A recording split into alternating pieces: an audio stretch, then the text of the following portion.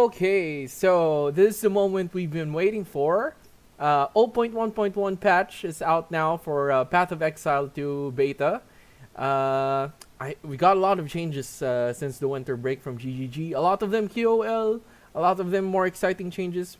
Hopefully with the uniques, I haven't read through all of them, but I've separated the sections here. We will go through it one by one. I also have the visuals of the uniques. And let's see what's in store for us.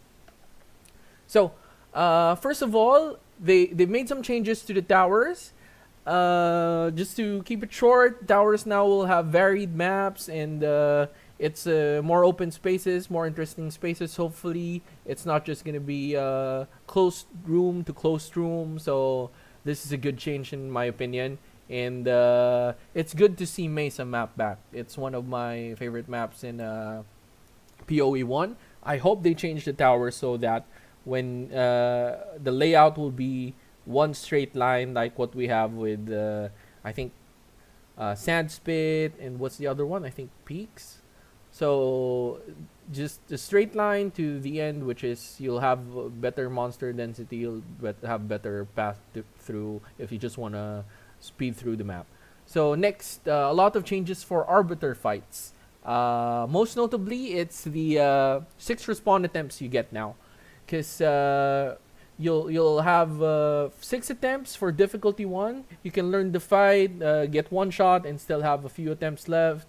And this is a great change in my opinion for people starting out. They get to experience the final boss fight of the game, which is great. Along with that is a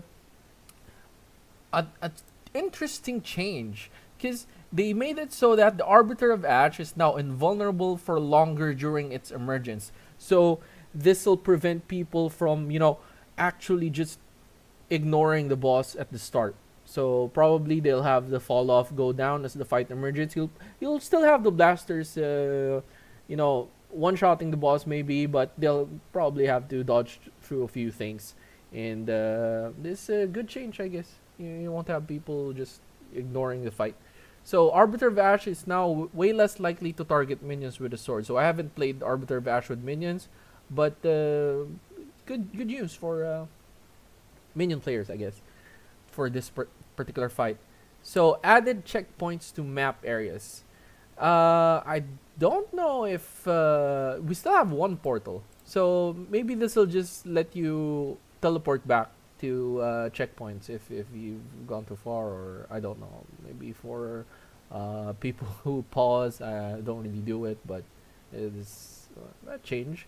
Map areas now contain a minimum of 3 rare monsters. We've had this issue where some maps they have you giga juice it, then you see 2 rares and suddenly the map is complete. I've had my fair share of maps like that, and it seemed like a waste, so this is good. But 3 rare monsters, I think, is very few, considering some maps can spawn like 6 or 8. So citadels can now appear closer to Ziggurat Refuge. This is a great change for people just starting maps. They'll have their first Arbiter fight as soon as possible, and the visibility of citadels as well. From the video they showed, the citadels will have a line of light on it. So I don't know if I can show you here. So let's just get another instance and let me show you. And plenty of other little spawn monsters faster, have a less annoying fog effect, increase the zoom level on the Atlas, load time, all the fixed a buff, and we've also buffed the rate of simulacrums dropping by 20% to make it more in line with the rate of finding the expedition and ritual appear without anyway, let's I'll show it later. So next is the improved maps now display their biome when hovered in the Atlas UI. This is great for that Atlas node, which gives you extra drops according to what biome the map is.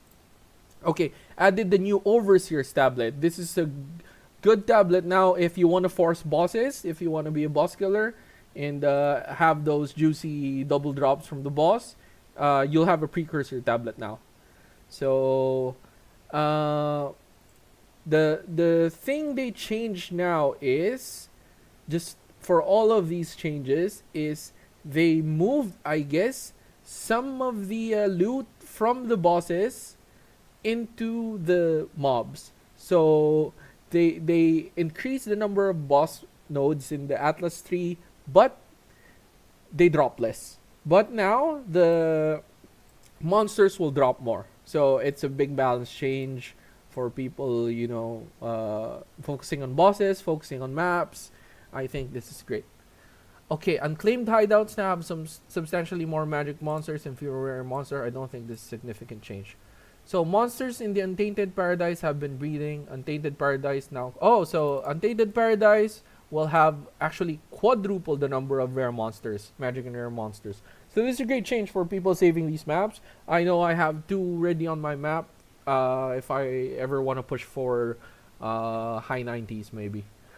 So highlight clickability of shrines. This is a good change. It's a QOL change. So reduce the number of scaling of monsters in simulacrum encounters with added difficulty. I don't know if making simulacrum easy is a good change, but it's a change, I guess. We'll have to see how much they did it.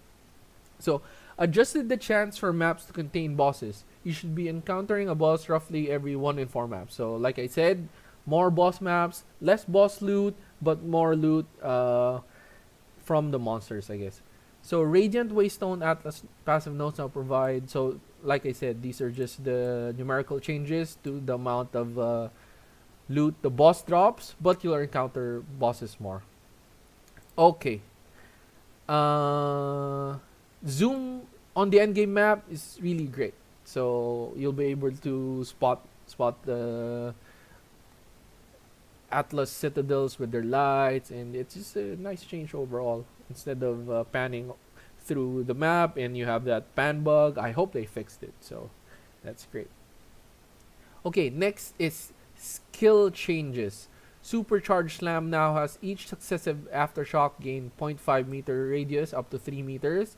I think they had it so that Supercharged Slam can hit the whole screen if you channel it for long enough. So I don't know about nerfing warrior skills, but yeah, I think this is a bad change because let warriors have their fun, right? So scavenge plating now grants you stacks for duration based on the enemy rarity. So this is just, I think, the armor changes. Maybe we'll have to test this. I'm not really a warrior player, so maybe someone more knowledgeable can chime in on this. But more changes for warrior and armor in general is good. So lightning bolt skill. So the way they did it was, before was, Choir of the Storm unique amulet lightning bolt can chain off of itself when it crits. So you'll have these OP chain. You basically have to crit once, then the amulet will just kill monsters just with repeated chains of lightning bolt. So they made it now so it's a different skill called Greater Lightning Bolt that does 3.5 more damage, but can only hit I think a minimum of 100 ms, which is a tenth of a second, and it can chain off itself. So I think it will completely kill these Choir of the Storm builds that rely on crit chaining, but 3.5 damage, I guess. I don't know. It's gonna be more of a clear skill now. It's an AoE skill at least. So Temporalis unique body armor can now no longer reduce the cooldown of a skill to below 100 ms.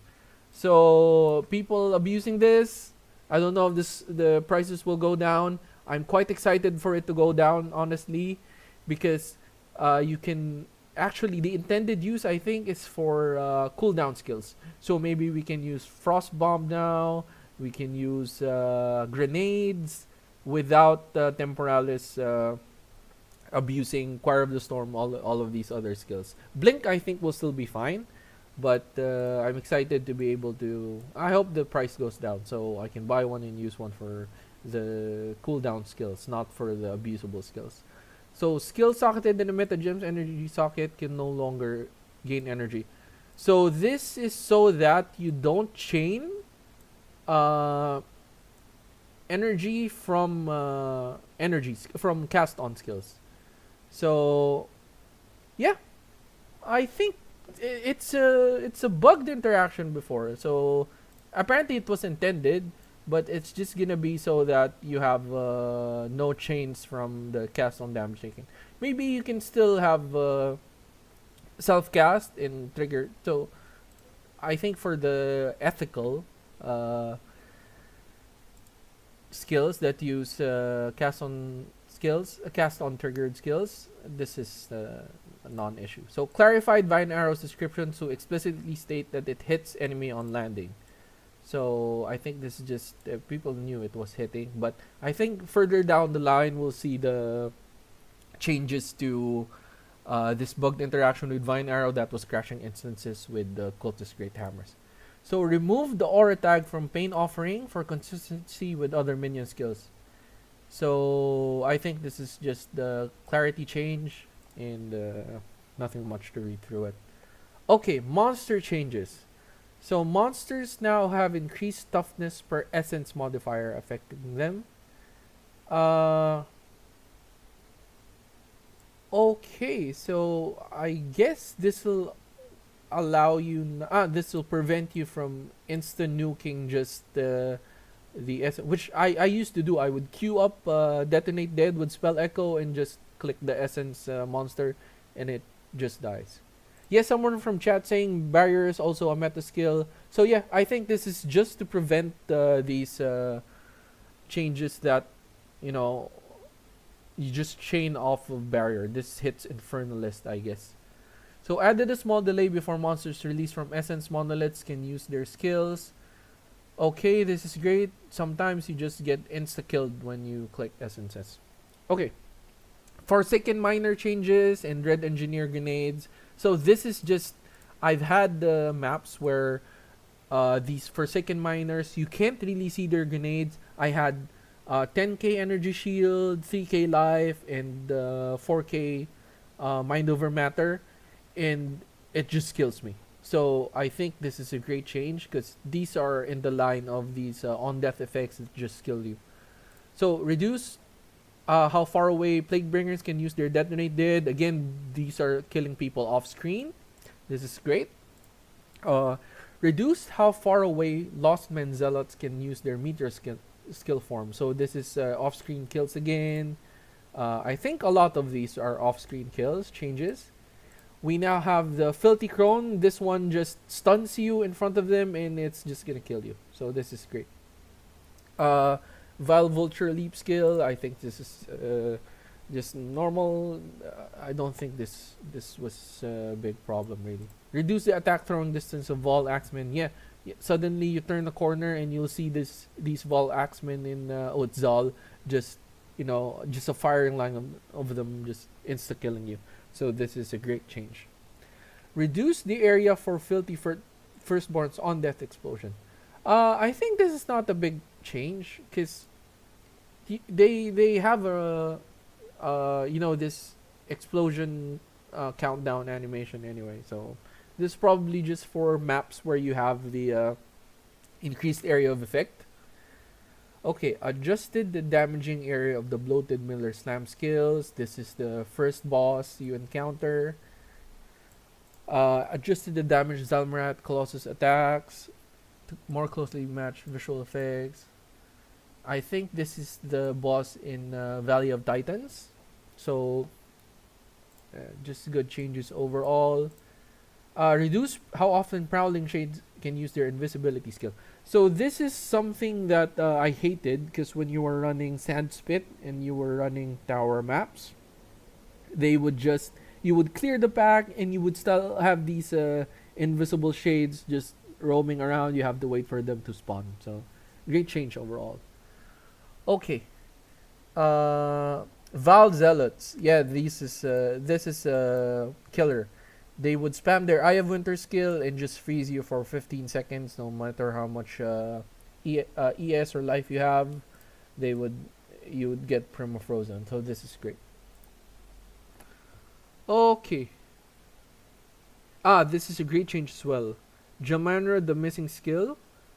This is the Act 2 boss, and people would kill them and he'd explode on death. So it's just feel bad overall.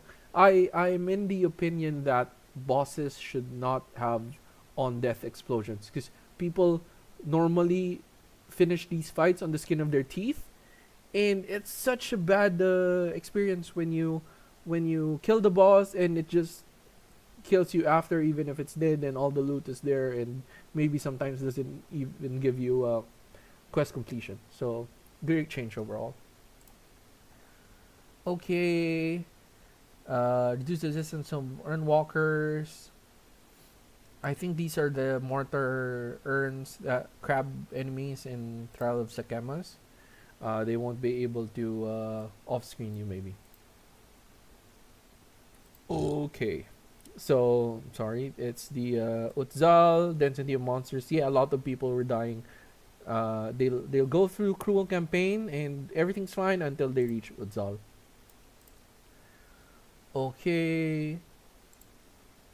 I think just a lot of great changes.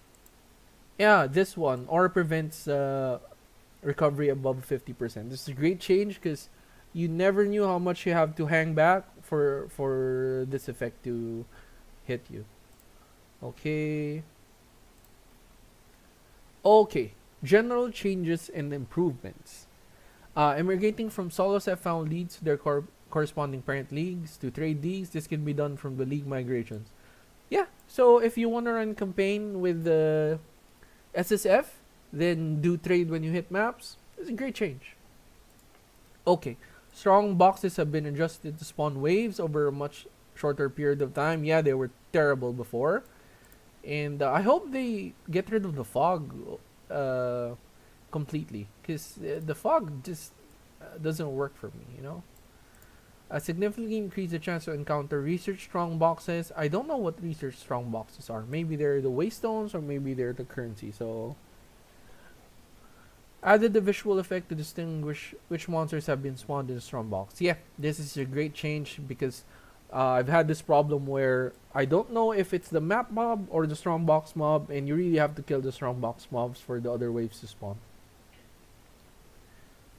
Okay, charms now play an effect on your character when they're automatically used. Charms are a bit weak overall, so it's just a visual thing, I guess, for this one. So, okay. Socketables such as runes can now be overwritten by placing another socketable item. This is a great change. This is a great change. You can go through your items without, without the fear of breaking them. You can use different items now for different builds. But I think you lose the rune and soul core upon using it. So people with rarity in their soul cores, if you want to override it, you'll waste a lot of currency. But yeah, great change overall. I was afraid of socketing things in uniques in particular, because especially resistances. But now you can play around with your resistances, just moving sockets now. Okay, attempting to salvage an item now highlights which items in your inventory can be salvaged and display item sockets. Flasks with quality are now able to be salvaged. Also, just great changes overall. Armor has been made more effective by approximately 15%. So I think this is armor effectiveness means if you have 10% armor, you'll have 1.5% more. Or it's either that or it reduces physical damage by 15% more, which I don't know which one is the better change. Someone should probably make a video out soon if this is significant or if armor still doo-doo, you know? Okay, more monsters now able to be pushed while dodge rolling. Okay, so this prevents you from getting swarmed, I guess. So let me just see if any of the people listing these temporales will actually sell to me. So I had these notifications. Okay, next is, let's see. Objects such as the limit shard can no longer be pushed by other monsters. Okay, increased chance for omens to appear. So this is a big change. I think we'll have better time crafting when omens drop more, and great change overall. Maybe we'll see the prices drop. In one reply, maybe we'll see the prices drop, and people will be able to use these omens more. So reduce the chance for items to roll some less item desirable item modifiers. Great change overall. I hope they should remove thorns. Really, I don't think there's a viable thorns build, but a lot of my chest pieces that I've been trying to craft have been bricked by running rolling thorns or rolling accuracy on some weapons or rolling attribute requirements. It's just not desirable nodes for a lot of people. So this is a great change. Okay, distilled emotions are required to instill a passive skill onto an amulet are now displayed on the passive skill tree after have you picked up your first distilled emotion. Also, this is just for newer players to learn about the anointment mechanic. Okay, added an exit portal to the Trial Master Arena. Yeah, this just quality of life. Okay, remove the level requirement to access expedition vendors. I don't really know how this works. So, rarity of items in expedition vendors shops now increase with shop levels. Okay, I hope expedition vendors now roll uniques. That might be a good thing. And yeah, because expedition crafting was just crappy in general. I would try and craft something, and I don't know. Maybe this will raise the prices of the lot of these rares that they drop. That you know, you would roll something, it would have very nice mods, then you would roll re-roll all prefixes or suffixes mod. So just completely negates the excitement of getting these nice rares in the shop. So just 1 second.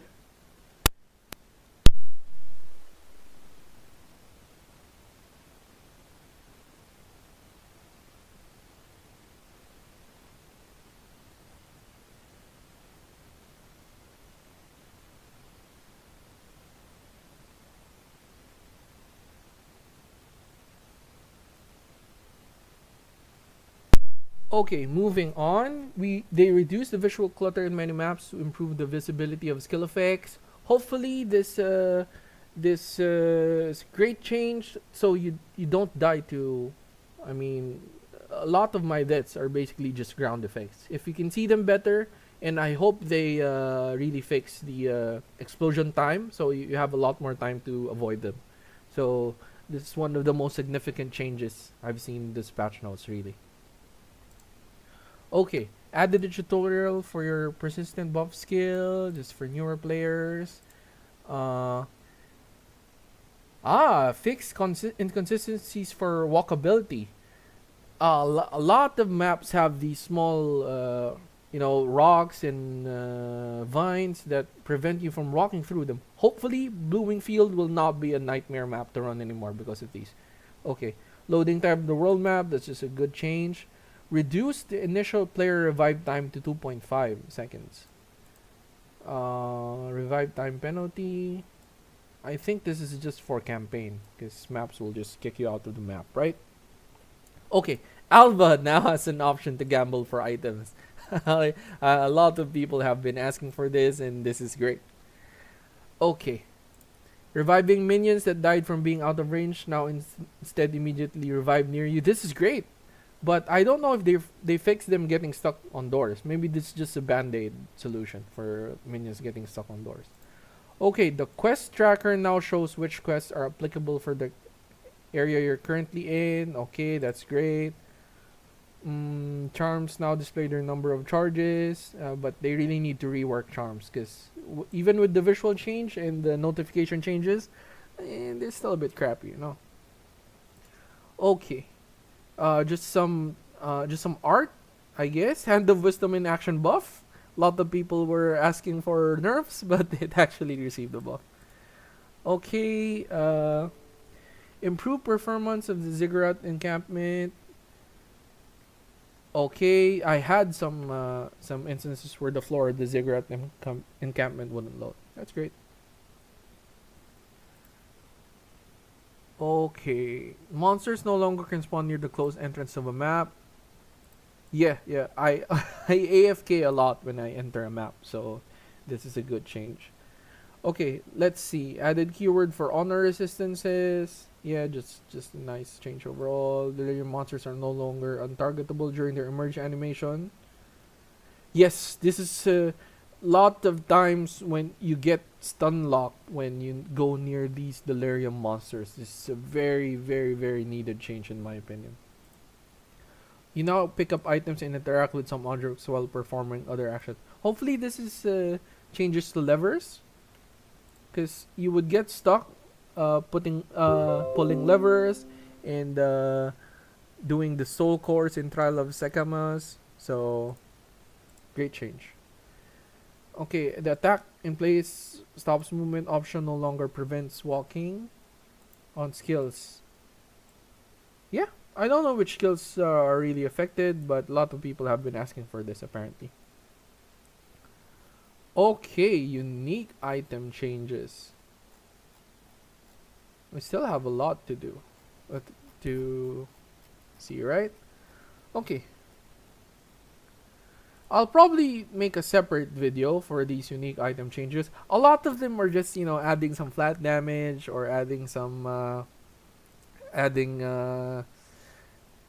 extra life, extra armor. But the two changes that are notable, if you don't want to run through them, just for me is this. So, Painter's Servant now gives extra damage. I think this will work for chaining Herald skills, number one. And if you want to run Elemental Equilibrium, so you divide your any damage you deal into fire, cold, and lightning, and all three of them will inflict exposure. So I'm excited to play with the Painter's Servant. Really, another change is that's notable in my opinion is, let's see if it's here. Hey, We're also show.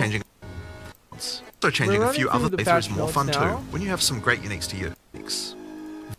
We're running through the patch notes now. You missed the first few parts, but I'm running through the unique item changes now. So like I said, Painter's Servant, something to watch out for. And next is this one, Erden's Tusks.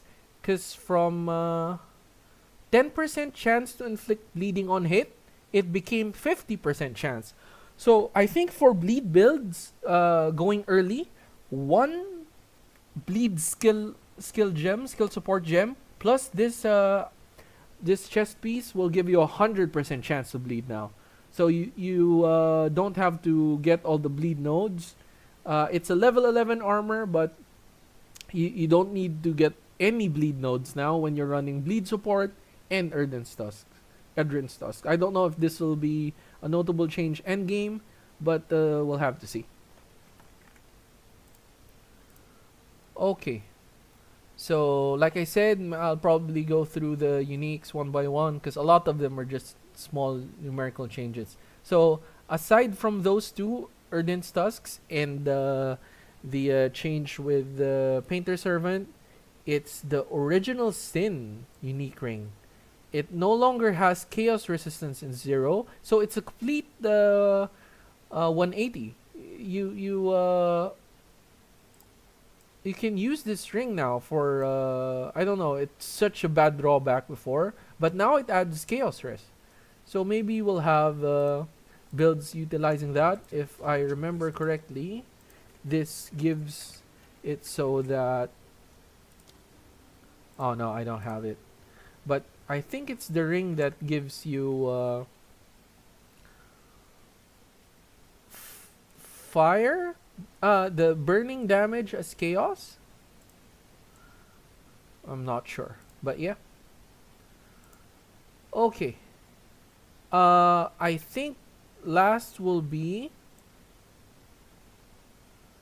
some so just the boots in general. You know, they added a lot of movement speed to a lot of the unique boots, which is great because a lot of them were unusable if they're not 20% movement speed. So hopefully a lot of people will be experimenting more because the only thing preventing people from utilizing boots uniques was really the lack of movement speed, and it just kills your mapping, you know. So uh, I was hoping they would give 25% at least to a lot of these boots, but I can understand how that will break early game campaign if you drop these and you have 25% movement speed boots. Okay, so that's it for uniques for now. I'll probably do another video with going one by one, but the most significant changes, I guess, are bug fixes.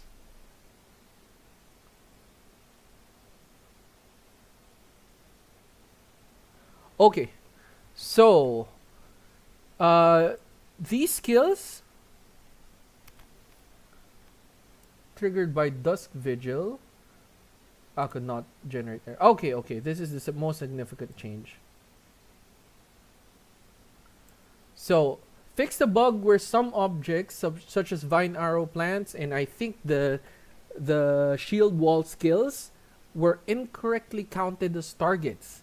So this is a big nerf to those bugged cultist great hammer, maybe Olrovasara, and I think Siege Cascade. This one targeting these plants and just nuke bosses. So I wasn't using any of these builds, but I know a lot of people have been using Quill Rain to spawn a lot of vine arrows, then just hit them and kill the boss, and it would crash instances. So big nerf to these builds. They would have to think of something single target, maybe Hammer of the Gods, but yeah, it's just bug abuse, really, what they were doing. So I think this was a needed change. Siege Cascade, also, like, this is an AoE skill. You shouldn't be spamming it on vine arrows for a single target. Okay. Yeah, the Herald skills working on weapon swaps was obviously a bug. So they just fixed it now. Okay, concoction skills. Big nerf. You wouldn't be able to use the Widow Hill and the Quiver interaction anymore. So that's great. I mean, these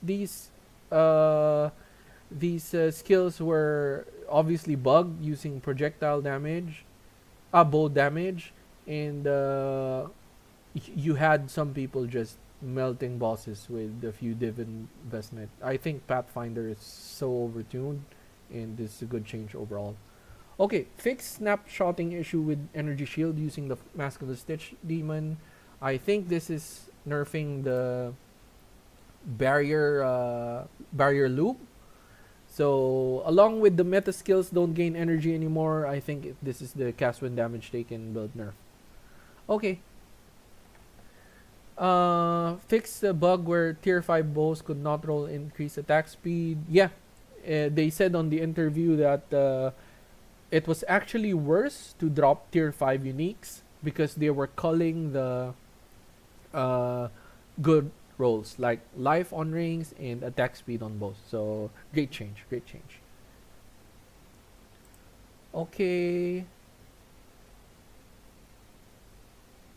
Some crash changes, I guess.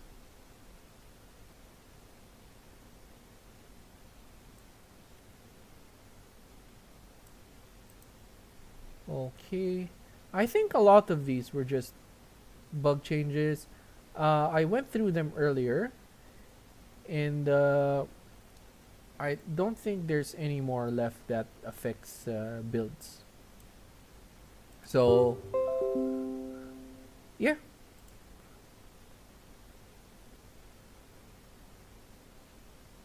Yeah, just a lot of campaign bug changes. Yeah, some crashes, controller improvements. I'm a PC player, so maybe someone can chime in more what the problems were with controllers.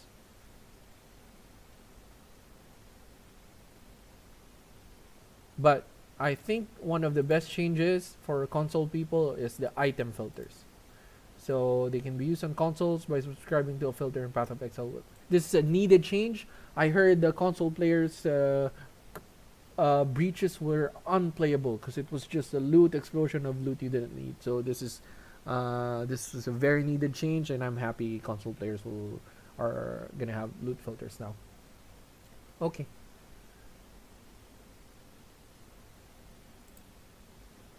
Big changes, I guess, for our builds. I think number one, hopefully Temporalis gets cheaper because a lot of the abuse is getting nerfed. So we'll probably be able to do some shenanigans with that. I want to do Frost Bomb in particular. So that's one thing. Number two, biggest change, Archmage not nerfed. So all of our Hex Blast work, all of our items are still gonna be good. Uh, it's a great change. I'll update the max roll sometime today with I don't know. I'm just happy that they didn't nerf Archmage. So that's great changes overall. A lot of QOL, a lot of things that are obviously bug change. Sad news for the Cultist Great Hammer build. Sad news for the Choir of the Storm builds. Uh, it's bad for the Poison Concoction builds, but hey, what you gonna do, right?